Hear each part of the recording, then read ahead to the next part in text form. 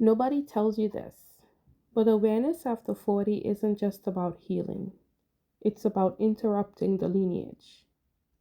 There comes a moment, usually after 40, when the noise quiets and the patterns finally speak, not as blame, as clarity. You begin to see how survival became tradition, how emotional silence learned to call itself strength, how children were rushed into adulthood because nobody had time to fail. And with that seeing comes responsibility, not to rewrite the past, but to interrupt the future. The interruption doesn't always look dramatic.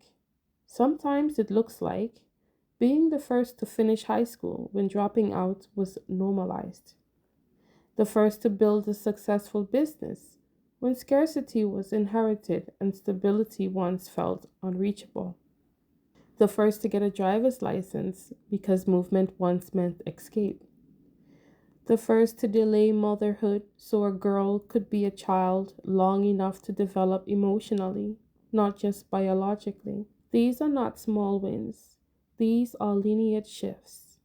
Because when a child gets to be a child, they don't grow up confusing survival with identity. Awareness teaches us something sacred, the difference between earning and entitlement. We learn the power of building from nothing, the responsibility of making sure the next generation doesn't have to. We invest not only in what our children will inherit, but in how safe their bodies feel growing up. That's legacy too. We honor those who laid foundations with bare hands and brave hearts, while also understanding that legacy is not hoarded, it is handed forward.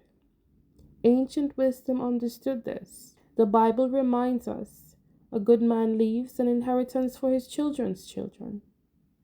And an inheritance isn't only money, it's emotional literacy, it is safety, it's nervous systems that aren't always bracing for impact. It's teaching children how to feel, how to pause, how to choose, not just how to survive. Our ancestors built what they could with the consciousness they had. Our assignment is to add wisdom to the structure, to build wealth and balance, to plan strategically and live holistically, to move with intention, not urgency.